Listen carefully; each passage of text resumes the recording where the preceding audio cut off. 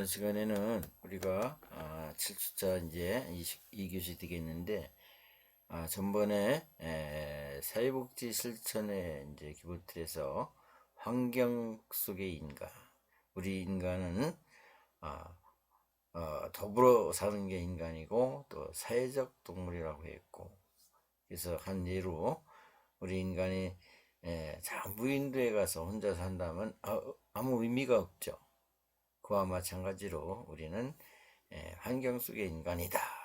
이렇게 그래서 사회 기능상의 문제가 있고 환경상의 문제가 있고 우리가 이제 정신 건강의 문제가 있고 또한 신체 건강상의 문제. 우리 몸은 정신적, 신체적 양가대로 우리가 관리를 해야 되는 우리 육체를 가지고 있고 정신적인 문제를 가지고 있습니다. 여기까지 우리가 공부를 했습니다. 그 다음에는 체계 이론이라고 하겠어요. 체계 이론인데 일반 체계가 있고 생태 체계가 있어요.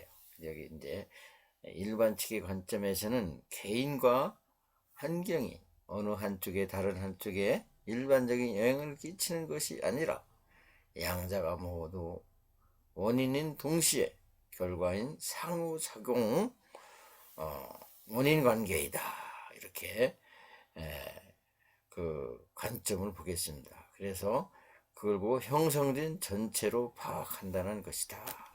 이렇게 정의를 내리고 있습니다. 그래서 일반 체계의 관점은 여러분들이 이제 용어들을 한번 설명해 드리겠어요.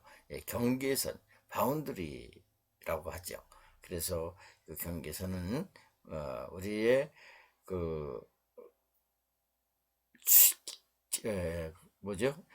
구역의 경계, 부천시, 서울시 하는 경계도 있지만 우리 사회복지 환경에서는 경계선이 정의가 약간 틀리고 있어요. 그래서 시스템과 환경을 구분짓는 추상적인 또는 물리적인 선이나 표현이라고 했어요.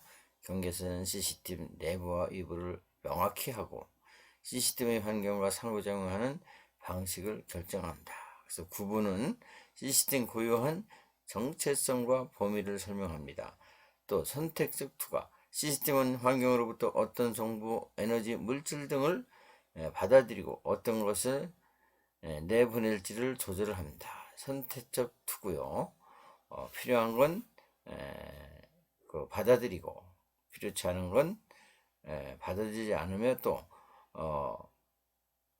받아들여서 에너지를 만들고 다 쓰고 나면 필요 없는 거를 내보내는 거. 이런 게 이제 선택적 투과. 보호, 시스템은 내부의 안정성과 조직을 유지하는 향상성이라고도 하는데 유지하는 역할을 한다고 그랬어요. 또 닫힌 경계, 콜시스트 바운더리.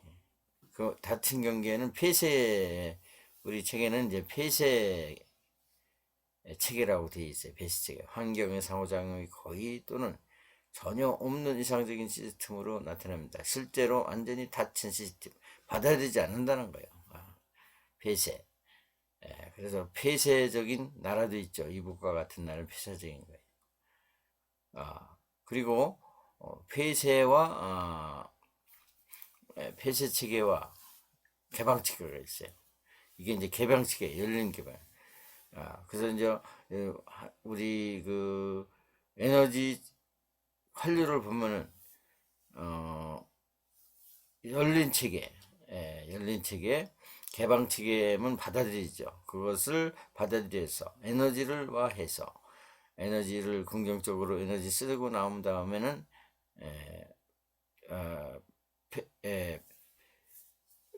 버리는 그런 투사적 과정이 있어요. 그래서 우리가 에너지를 보호하고 필요한 것을 쓸 수 있는 그런 게 이제 하나의 닫힌 경계, 열린 경계라고 그래요. 열린 경계는 환경 자유롭게 정보, 에너지를 물질 등을 교환하는 시스템을 나타납니다. 생물학적 시스템은 새 시스템 대표적입니다. 반투 과정의 경계, 특정 요소를 통과시키면 다른 요소는 차단하는 경계입니다. 생체막 등의 좋은 예라고 하죠. 이게 보면 이제 또 니겐드로피라고 있어요. 니겐드로피 정의. 니겐드로피는 엔드로피의 반대 개념이에요. 시스템 내의 질서, 조직, 복잡성, 정보의 양을 나타내는 것인데 열역학적으로 무질서 또는 불확실성을 감소를 의미하는 거예요. 니겐드로피는 불확실성을 감소. 한번 넘겨볼게요. 그래서 특징은 열린 시스템은 환경 상호작용을 통해 외부로부터 에너지를 정보를 받아들여 엔트로피를 감소시키고 니겐트로피를 증가시킬 수 있습니다.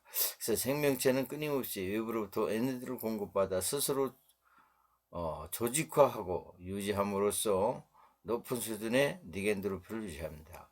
사회 시스템 정보는 시스템 등에서도 질서와 조화의 경향을 나타내는 개념을 활용하고 있습니다. 반투 과정이라고 하는 것은 경계선의 한 가지 특성으로 특정 종류의 물질, 에너지 또는 정보는 통과시키지만 다른 종류에 통과시키지 못하는 성질을 얘기하는 거예요. 다 받아들이는 게 아니라 필요한 건 받아들이고 필요치 않은 건 차단시키는 게 반투과적 시스템이다. 그 다음에 그래서 반투과적 경계는 시스템이 환경의 선택적으로 상호하도록 합니다. 이를 통해 시스템은 필요한 자원을 흡수하고 불필요하거나 해로운 요소는 차단하여 내부의 균형성, 안정성, 향상성을 유지합니다. 그래서 생체 세포막 특정 이온이나 분자는 통과시키고 다른 물질을 막는 것이 대표적인 예다. 사회 시스템에서 특정 정보나 요리역의 유입은 허용하지만 다른 것은 제한하는 방식을 우리가 이해하시면 되겠습니다. 또 엔트로피를 니겐트로피의 이제 반대죠. 엔트로피 시스템의 내부 혼란, 무자극성을 불확실성 정도를 나타내는 개념이다. 그래서 열역학 제2법칙에 따르면 고립된 시스템의 엔트로피는 시간이 지남에 따라 증가하는 경향을 가지고 있다. 엔트로피 무질서, 혼란, 무작위성 또는 불확실성 정도를 나타내는 개념이에요. 그래서 한번 볼게요. 닫힌 시스템에서 에너지를 불균형한 분포가 점차 균등해지고 질서 있는 구조가 점차 무질서한 상태로 변화하는 경향을 설명합니다. 열린 시스템은 외부의 상호작용을 통해 엔트로피 증가를 늦추거나 일시적으로 감소시킬 수 있지만 긍정적인 엔트로피는 증가의 법칙을 따릅니다. 그래서 사회 시스템에서 조직 와해, 정보 손질, 갈등 증가 등을 엔트로피 증가 예시로 하고 있다. 엔트로피, 디겐트로피, 엔트로피 증가 예시로 하고 있다. 조직의 정보, 손실, 와해, 갈등 증가하는 게 엔트로포. 그 디겐트로피는 반대니까 더욱 정보를 얘기하는 거죠. 활발한 걸. 이러한 개념들은 일반 체계를 통한 다양한 시스템을 이해하는, 분석하는 데 중요한 틀을 우리가 일반 체계라고 하겠습니다. 그러면 생태체계 관점을 한번 보겠어요. 우리가 이제 생태체계는 또 동영상에서 확실히 공부를 할 수 있도록 제가 좋은 자료를 또 만들었어요. 사회 문제를 다룸에 있어 개인의 환경, 개인과 환경 속의 상호작용 관계 모두에게 동시적인 초점을 두는 것이다. 생태체계. 그래서 초점 체계 확인, 체계 내부 확인, 체계 외부 확인하기, 체계 내의 연계 확인하기, 시간 따른 체계 이동하기 이런 게 있어요. 그래서 초점 체계 확인하기는 생태 체계 분석 초점을 두는 체계 확인하기. 이때 체계는 클리언트 체계 자체 혹은 클리언트 내의 외부 체계 모두 가능. 초점을 맞추는 거죠. 체계 내부 확인하기, 체계 내부, 초점 체계 내의 구조, 상호작용, 생심리학적 차원의 문화적 특징 탐색하기, 그 다음에 체계 외부하기, 초점 체계, 환경 맥락 안에서 지원 파악하기, 체계 내 외부의 연계 확인하기, 초점 체계와 환경 자원 체계 간의 관계 검토하기, 시간에 따른 체계 이동하기는 초점 체계 발달 과정 변화 관찰하기. 예, 여러분들이 이렇게 그 표-9를 해가지고 이야기가 좀 난해하죠. 그렇기 때문에 이따 동영상을 봄으로써 생태 체계에 대해서 확실히 인지할 수 있도록 해드리겠습니다. 그래서 여기 보면 이제 7장 생태체계 이론이에요. 생태체계 이론. 여기서 이제 한번 여러분들이 잘 확인을 좀 하시면 되겠습니다.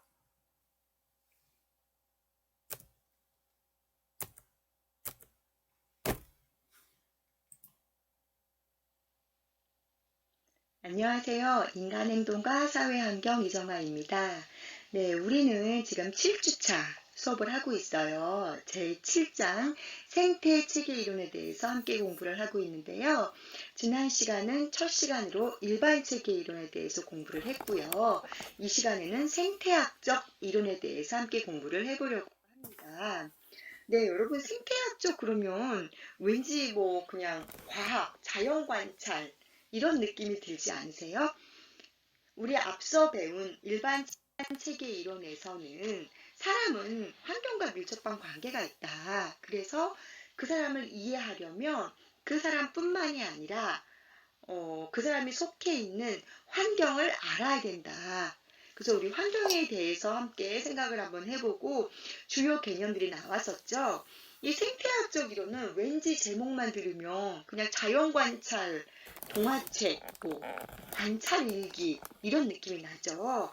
자, 일반 체계 이론과 어떻게 다른지 생태학적 이론을 지금 시작해 보도록 하겠습니다. 네, 생태학적 이론은 모든 인간이 환경과 상호작용을 하고 타인과 관계를 맺는 타고난 능력을 가지고 있다고 본대요. 이것은 생물 집단과 환경과의 관계를 고찰하던 자연 생태학에서 발달한 이론이라고 합니다. 어떤 뭐 요즘에 과학이 발전하고 도시가 발달을 함에 따라서 점점 뭐 생태계가 파괴되고 있다. 이런 이야기 많이 하잖아요. 그런 맥락에서 생물 집단과 환경과의 관계를 봤다는 거죠. 자연생태학에서 발달을 하게 됐고요. 독일의 생물학자 해켈에 의해 소개가 되었다고 합니다. 근데 이게 이제 사회복지 분야에도 도입이 되었다는 거죠. 왜냐하면 환경 속의 인간을 봐야 되니까. 뭐 예를 들면 우리가 흔히 알고 있기로 축농증이나 뭐 이런 거를 앓고 있으면 코가 많이 막히고 그러기 때문에 왜 뇌로 가는 산소가 부족해서 집중력이 떨어진다고 우리 알고 있죠. 그럼 축농증이 왜 생기나 봤더니 그 사람이 사는 그 동네가 공사장이 많은 동네여서 혹은 뭐 생태계가 파괴되어서 매우 악취가 나고 어떤 이런 문제 때문에 그 사람의 성격까지도 변하게 할 수 있다는 거예요. 제가 이제 인행사 수업을 할 때 항상 그런 말씀을 많이 하는데 본인은 그게 아닌데 이제 예전에 제가 이거는 고등학교 때 배웠던 개념이에요. 어떤 사람이 변비가 되게 심해요. 변비가 심한 것은 그 사람이 어떤 편식을 해서 야채라던가 과일을 먹지 않기 때문에 변비가 심할 수도 있지만 그 사람이 만약에 살고 있는 집이 공동 화장실을 사용하는 집이어서 화장실 하나 가지고 되게 많은 사람이 쓰는 집이다. 그래서 본인이 정말 변이를 느꼈을 때 화장실을 가고 싶을 때에 갈 수 없는 상황이 되었다면 왜 우리 화장실 가는 게 그 시기를 놓치면 우리 보통 가기 싫잖아요. 변이가 사라지듯이 이제 그런 게 거듭되다 보면은 변비도 생길 수 있다는 거죠. 변비라는 개념이 그냥 그 사람 한 명의 개인적인 건강상의 문제가 아니라 이것이 잘못하면은 사회적인 어떤 구조적인 문제가 될 수 있다는 거예요. 그렇기 때문에 환경과의 관계를 우리는 알아야 된다는 거죠. 모든 인간이 환경과 상호작용을 하고 타인과 관계를 맺는 타고난 능력을 가지고 있다고 보는 거예요. 그러다 보니까 환경과의 상호 교류를 통해서 성공적인 상호 경험을 획득하는 어떤 유능성 이게 있다는 거죠. 환경과의 상호 교류를 통해서 성공적인 상호작용을 경험하는 유능성. 도대체 뭐가 유능한지 모르겠지만 이제 하나씩 보도록 하겠습니다. 아까 우리 그 1강에서는 일반 체계 이론에서 주요 개념이 엔트로피, 네겐트로피, 개방 체계, 폐쇄 체계, 시너지, 항상성, 혼론 이런 것들이 막 나왔잖아요. 그걸 한번 기억하시면서 생태학적 이론에서는 어떠한 다른 개념이 나오는지 한번 보도록 하겠습니다. 첫 번째, 인간의 속성이 나옵니다. 인간은 환경과 밀접한 관계를 맺는다 그랬죠. 그러다 보니까 생태학적 이론은 인간의 속성을 보고 환경의 특성을 보는 거예요. 그래야지 두 사람의 밀접한 관계를 알게 되니까.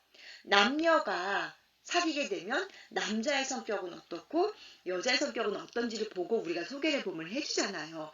너희 둘이 잘 어울릴 것 같아. 이렇게 해주듯이 바로 이것도 인간과 환경을 각각 우리 보자는 거예요. 자, 인간의 속성 첫 번째 관계입니다. 관계란 일단은 둘 이상의 사람인 거죠. 혹은 사물, 하여튼 둘 이상인 거예요. 서로 관련을 맺거나 관련이 있는 상태예요. 관계라는 거죠. 쟤네들이 되게 친한 관계야, 좋은 관계야, 안 좋은 관계야, 서먹서먹한 관계야. 아무튼 좋은 거든 나쁜 거든 둘 이상이 쟤네 둘이 안 맞는 관계야. 원수 관계야. 뭐가 됐든 간에 타인과의 상호작용을 통해서 이루어지는 사회와 가정이며 개인의 삶의 질에 중요한 영향을 미친다는 거예요. 우리는 태어나면서부터 내 의지와 관계없이 누군가와 관계를 맺으면서 태어나게 돼요. 예를 들면 부모 자식 간의 관계. 딱 태어났는데 내 의지와 관계없이 엄마와 아빠가 계시네요. 딱 태어났는데 내 의지와 관계없이 누나나 형이나 오빠나 언니가 있네요. 동생은 아직 안 태어났으니까. 또 딱 태어났는데 내 의지와 관계없이 이씨 집안 사람이네요. 이렇게 뭔가 우리는 죽는 순간까지 타인과의 상호작용을 갖게 됩니다. 근데 이것이 바로 삶의 질에 중요한 영향을 미친다고 해요. 타인과라는 개념은 가족관계부터 시작해서 친구관계, 직장 동료, 기타 등등 굉장히 많잖아요. 근데 우리가 그냥 언뜻 생각을 해봐도 가족 간의 사이가 좋은 사람, 친구 간의 사이가 좋은 사람, 혹은 부부 간의 사이가 좋은 사람, 아무튼 다른 사람과 사이가 좋은 사람은 그만큼 성격이 좋고 이러겠죠. 누구하고도 어울리지 못하는 사람, 성격 이상한 거죠. 이게 바로 삶의 질에 영향을 미친다는 거 공감하시나요?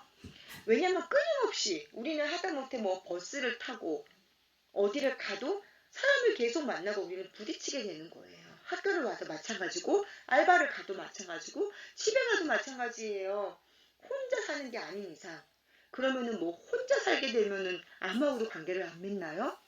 택배 아저씨하고도 관계를 맺어야 되고 또 경비 아저씨?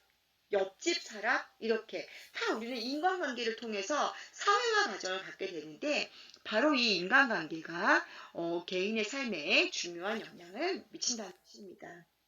자, 그 다음은 역할입니다.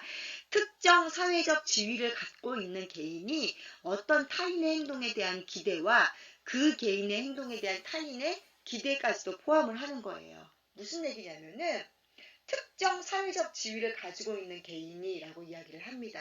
자, 여러분이 대학생이 되었어요.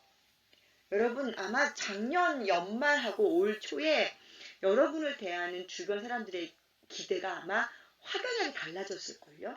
그래도 고등학교 때까지는 그래도 조금 뭔가 도와주고 부모님이 울타리가 되어주시는데 갑자기 3월달 되면서부터 넌 이제 대학생이 혼자 해야지. 알아서 해야지. 이제 성인이잖아. 이렇게 보통 취급을 하시죠. 특정 사회적 지위를 갖는 대학생 혹은 성인, 이 개인이 어떤 타인의 행동에 대한 기대 혹은 그 개인의 행동에 대한 타인의 기대, 사람들이 여러분을 이제 성인 대접을 해주길 바라는 거예요. 또 사람들도 여러분이 성인처럼 행동하기를 바라는 거예요. 서로에게 갖는 기대가 바로 역할인 거예요. 여러분이 지금 저에게 재미있는 강의, 유익한 강의를 기대하고 계시죠?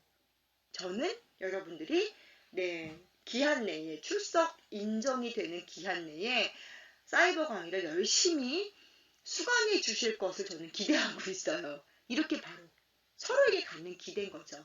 1년에 기대되는 행동 유형으로서 개인과 타인 간의 상호적 요구와 의미를 반영하는 사회적 행동 요구가 바로 역할을 하는 거예요.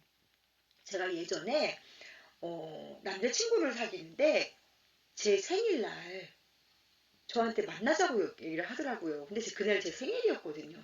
그러니까 뭔가 기대를 하고 나가잖아요. 아, 또 생일 이벤트를 준비했네. 또 이러면서 나갔어요. 그리고 당연히 남자친구니까 제가 생일이면 뭔가를 해줘야 되지 않나 하고 기대를 한 거죠. 밥을 먹었네? 아무 얘기가 없어요. 아, 이따 헤어질 때쯤 뭔가 빵하고 터뜨리려고 그러나? 우리 드라마가 다 사람을 배려 놓는다고 드라마 보면은 굉장히 남자 주인공이 남주가 여주한테 멋진 막 이벤트를 하잖아요. 그거를 기대했죠. 그런데 밥을 먹고 뭐 차를 마시고 헤어지고 올 때까지 아무것도 없는 거예요. 그 친구는 제 생일을 까먹었던 거예요. 근데 그냥 까먹었으면 제가 그냥 서운하고 마는데 그날 저에게 만나자고 했기 때문에 저는 나갔고 기대를 했던 거죠. 결국은 싸웠죠. 너는 나하고 사귄다고 하면서 어떻게 생일 같은 날을 잃어버릴 수가 있어? 네가 남자친구가 맞아? 왜냐면 저는 그 친구를 남과 다른 특별한 존재라고 여겼기 때문에 또 생일은 1년에 한 번밖에 없는 특별한 날인 거잖아요. 그러니까 기대를 할 수밖에 없는 거죠. 그 역할을 친구가 해주기를 저는 기대를 했다는 거예요. 무슨 얘기인지 아시겠죠? 역할은 바로 기대를 하는 거예요. 1년에 기대되는 행동 유형으로서 개인과 타인 간의 상호적 요구와 의미를 반영하는 사회적 행동 유형이라는 거죠. 그래서 여러분들이 어느 곳에 취업을 하게 되면 만약에 영업직을 가게 되면은 이 직원을 내가 채용함으로 인하여서 많은 일거리를 따오기를 회사는 기대를 한다는 거예요. 근데 그 사람이 일거리를 물어오지 못하면 기대에 못 미치니까 뭐 회사에서 나가거나 다른 업무에 배치하게 되는 거죠. 자, 그 다음은 내적 요인입니다. 내적 요인은 뭐냐? 감정이라든가 정서라든가 지각이라든가 신념들을 얘기를 하는 거예요. 네, 뭔가 제가 제 생일을 몰랐으니까 감정이 상했겠죠. 그 친구는 제 생일은 잊어버렸지만 얘가 오늘 왜 이러지? 좀 이상하네라고 생각을 했겠죠. 바로 이렇게 눈에 보이지 않는 바로 이 역할에 직접적으로 영향을 미치는 내적 요인은 바로 감정, 정서, 지각, 신념인 거죠.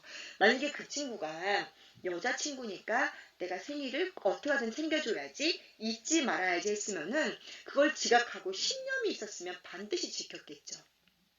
네, 갑자기 또 울컥하네요. 그러니까. 자, 그 다음은 유능성이에요. 인간이 환경과 효과적으로 상호작용할 수 있는 능력을 얘기하는 건데요. 생태학 이론에서는 인간이 생존하기 위해 가지고 있는 필수적인 속성이라고 하는 거예요. 무슨 얘기냐면은 추운 지방에 살아가려면 털옷을 입어야 되고 또 얼음으로 집을 짓죠. 더운 지방에 살아가려면 더운 지방은 음식이 금방 상하고 이러니까 보관 방법도 잘 알아야 되고요. 바로 이렇게 아주 필수적인 속성이에요. 근데 이거는 외적인 것만 얘기하는 것이 아니라 이 유능성은 환경과의 성공적인 상호작용을 통해서 형성이 된다. 근데 그 경험이 많을수록 확대가 되는데 뭐냐면은 확고한 결정을 내리고 자신의 판단을 신뢰하고 확신을 갖고 우리 여러분들을 왜 보면은 내가 어떤 걸 결정을 내릴 때에 내가 나를 믿지 못해서 부모님이 대신 결정을 해주기를 바라거나 누군가의 조언을 부탁해서 누군가가 좀 선택해 주었으면 좋겠죠. 결정장애처럼 우리 할아버지 밥을 먹을 때도 보면 그러잖아요. 근데 이게 바로 자기 효능감과 관련이 있다는 거예요. 나를 믿는 거. 이 자기 효능감은 뒤에 가면 또 나오는 개념입니다. 내가 나를 믿냐는 거예요. 내가 판단이 옳았어라는 믿음이 있어야 된다는 거죠.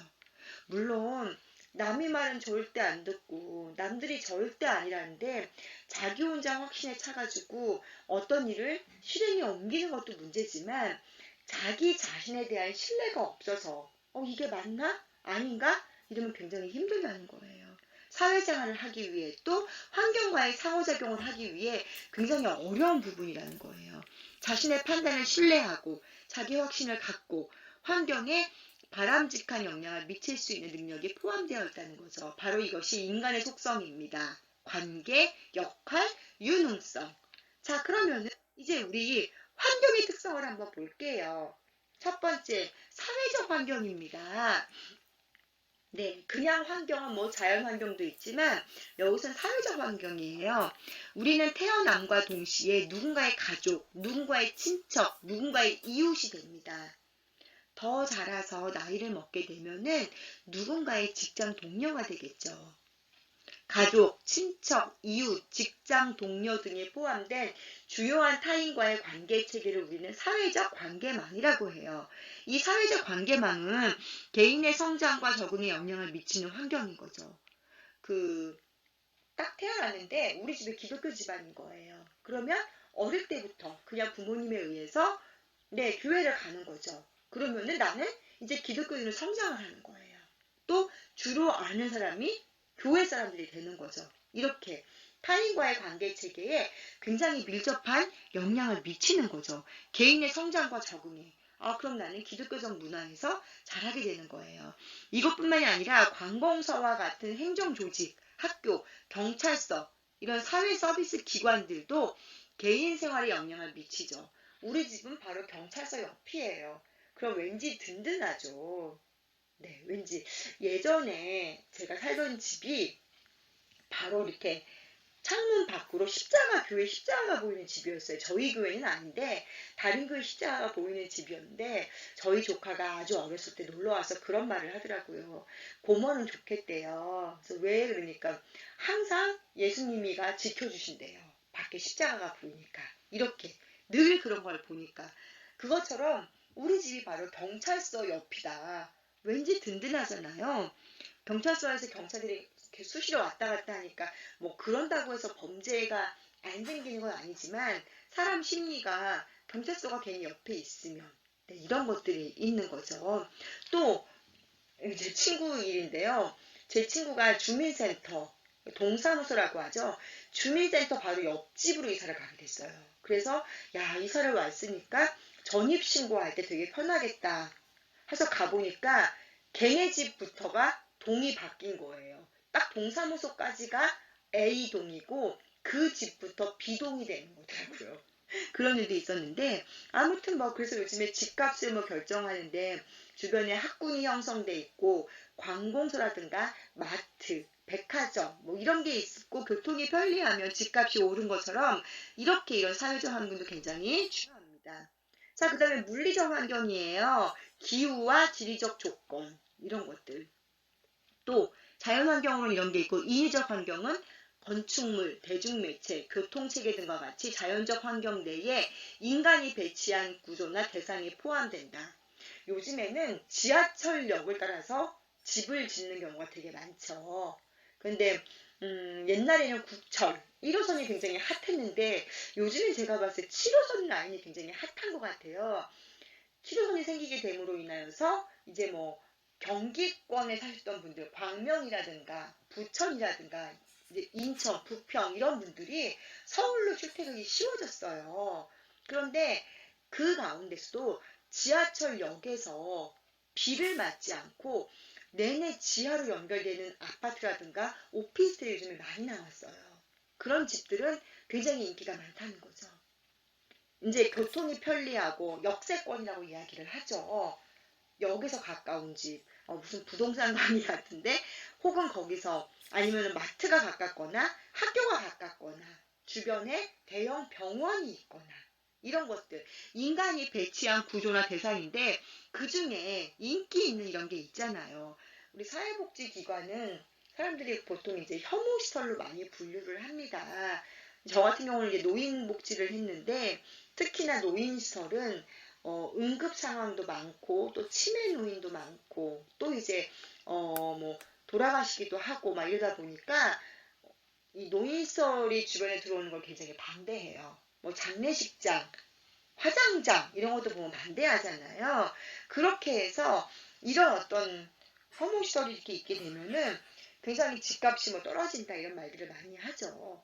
그 사람들은 뭔가 선호하는 건축물 뭐 이런 게 있다는 거예요. 보통 마트 아니면 백화점 아니면은 뭐 학교, 병원 이런 걸 굉장히 좋아하죠. 이게 바로 물리적 환경인데요.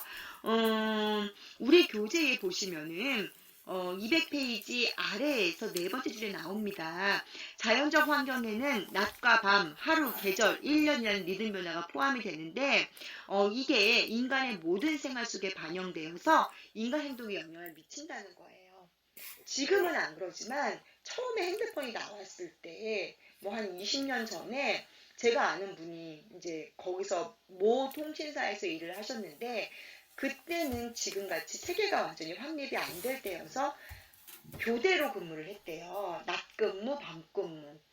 근데 밤 근무를 하고 나면 우리 몸이 밤에는 잠을 자게 되어 있는데 잠을 안 자고 계속 근무를 하다 보니까 너무 힘들고 병이 생기는 거예요. 이런 것들. 이게 영향을 미친다는 거죠. 또 우리가 뭐 아파트가 되게 햇볕이 잘 드는 집이었는데 우리 집 아파트 앞에 큰 건물이 들어서면서 조망권을 가렸다.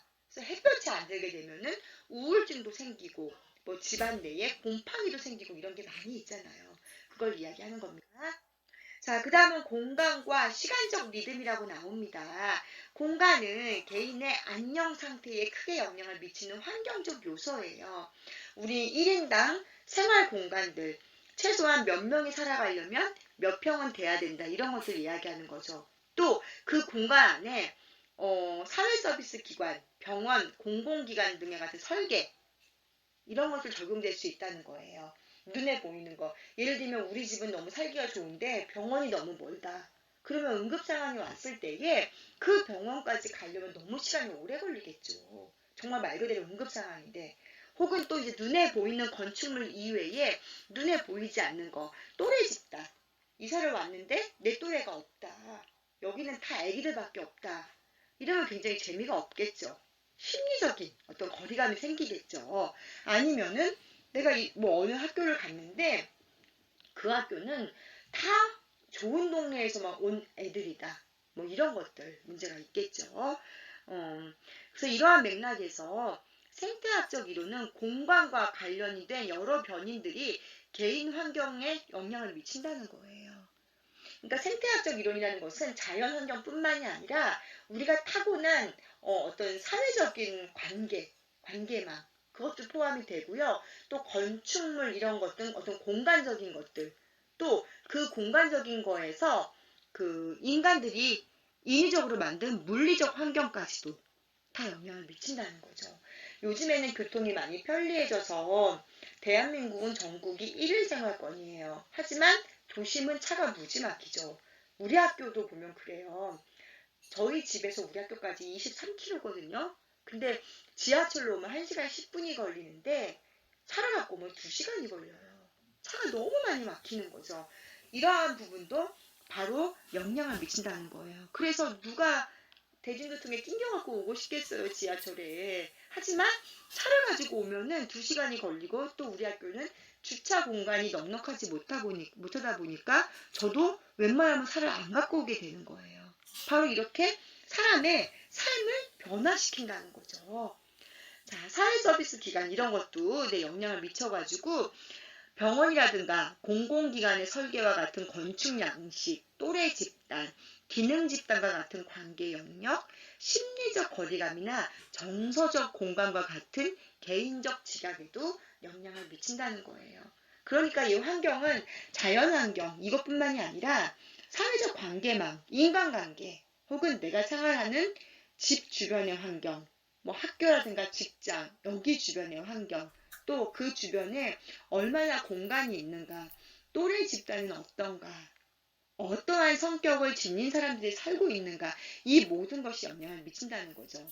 제가 아는 분이 제주도로 귀촌을 하신 분이 계세요. 근데 한 3년 동안 너무 힘들었대요. 왜냐면 제주도라는 특성상 외부인이 잘 오지를 않았기 때문에 자기네들끼리 몇 대를 거쳐가지고 그 할아버지의 할아버지부터 거기서 살던 사람이라서 텃세가 너무 강해서 외부 인원을 굉장히 못 살게 군대요.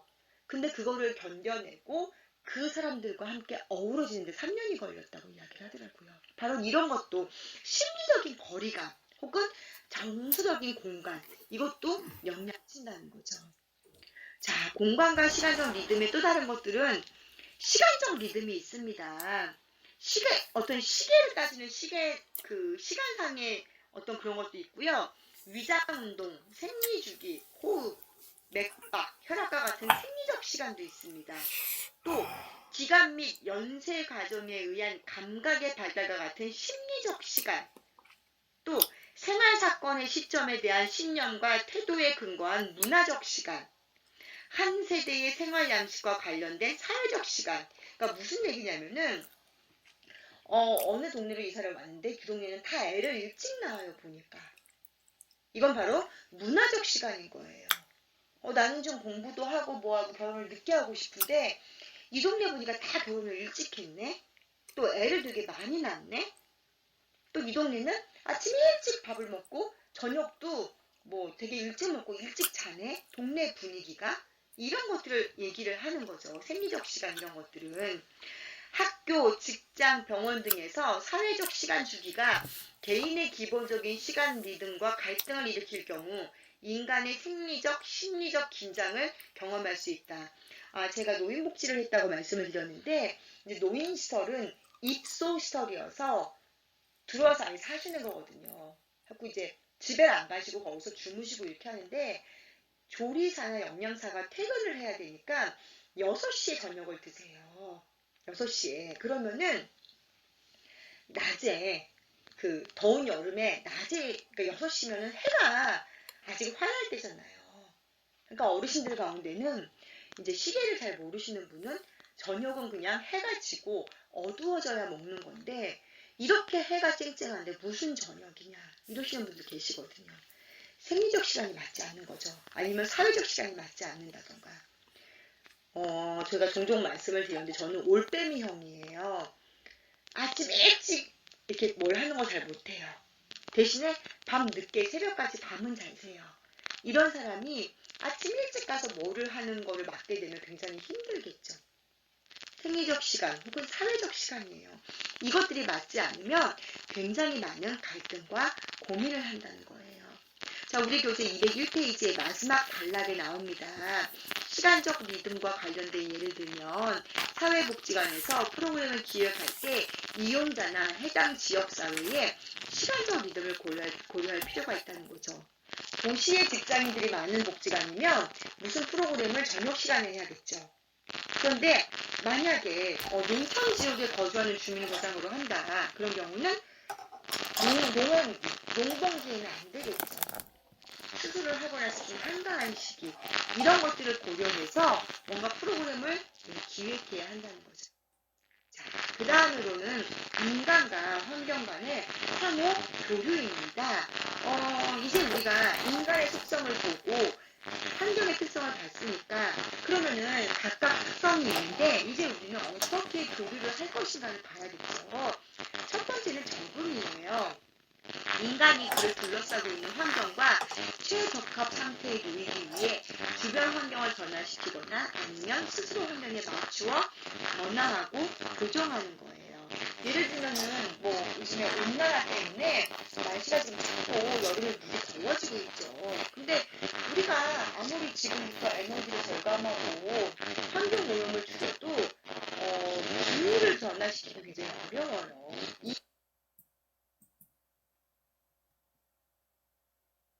이 무더위를. 그러면 우리가 거기에 적응하기 위해서 에어컨을 둔다든가 뭔가 그쵸? 여름에 비가 많이 와서 비로 인한 어떤 수해가 발생하게 되면은 비에 좀 견딜 수 있는 집을 짓는다든지 이렇게 우리가 환경에 맞게 인간이 바뀌어야 돼요. 그런데 때로는 우리가 환경을 변화시킬 수 있는 경우도 있다는 거예요. 뭐 예를 들자면 이 주변에 높은 건물이 들어오려고 한다. 근데 여기는 아이들이 많고 여기에서 혹은 낮은 건물이 많아서 이 높은 건물이 들어오게 되면 조망권에 피해를 본다. 그러면 그거를 다른 데에 들어오게 한다던가 이런 것들.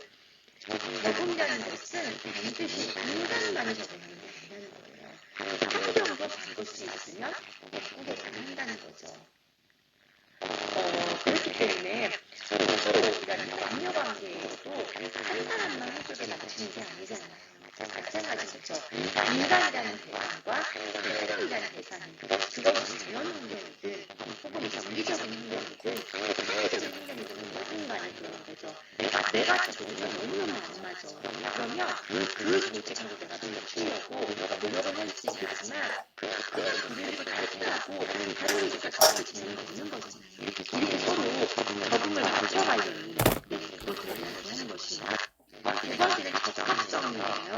개인의 적응력과 그를 둘러싸고 있는 환경의 특성이 무한히 되는 이러한 적합성은 전 세계의 정적, 인간과 사회 환경의 그 사이에 서로 교류를 통해 촉진된다. 무슨 얘기냐면 우리 흔히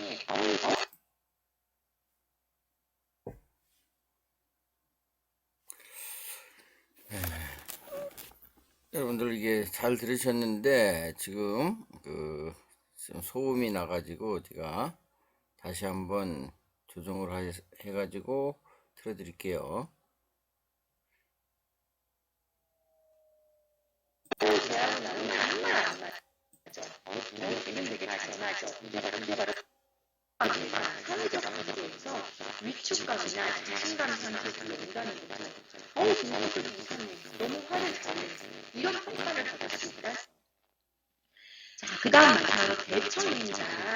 자, 우리는 이제 어떻게 또 교류를 해야 되냐.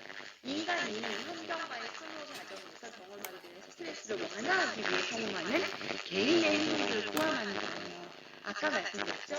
이제 환경이 온난화 때문에 너무 더워요. 그러면 이걸 대처하기 위해서 에어컨을 들여놓고 미리미리 여름에 준비를 하는 거예요. 아니면은 조금 뭐 시원한 종류로 이사를 간다든가 이런 것들. 두 번째는 정서. 여보세요. 제가 좀 다시 설명을 해드릴게요. 대처. 아까 이제 스트레스.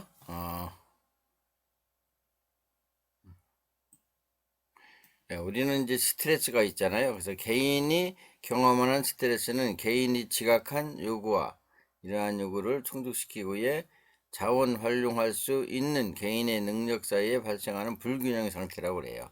그러나 이 스트레스를 잘 극복하면 긍정적인 마인드가 생긴다. 그래서 스트레스가 지속될 때는 불안, 분노, 우울, 무기력 등의 감정이 생리적 상태로 나타나며 대인관계나 사회적 관계에서 위축이나 자신감을 상실할 수 있는 그러한 일들이 생기죠. 그래서 여러분들이 오늘 이 생태학적 체계 이론에 대해서 공부를 좀 하셨는데 많은 그 도움이 될 줄 믿습니다. 그리고 여기 보면은 이제 앞으로 우리가 이제 그 강점과 관점에 대해서 이제 이 이론도 심리학인데 어떻게 보면은 그 아주 오랜 시간을 배워야 되는 그러한 그 심리학적 그 심리학의 주축이 되는 그러한 그 이론이에요. 그래서 이제 강점이라는 뭐예요? 사람마다 단점이 있고 강점이 있잖아요. 근데 우리 사회학에서는 클리언트의 강점을 보완해주고 그가 도와주는 것만이 아니라 자기 스스로 잘 극복하고 자기의 그 궁극적인 실현을 달성할 수 있도록 목표를 잘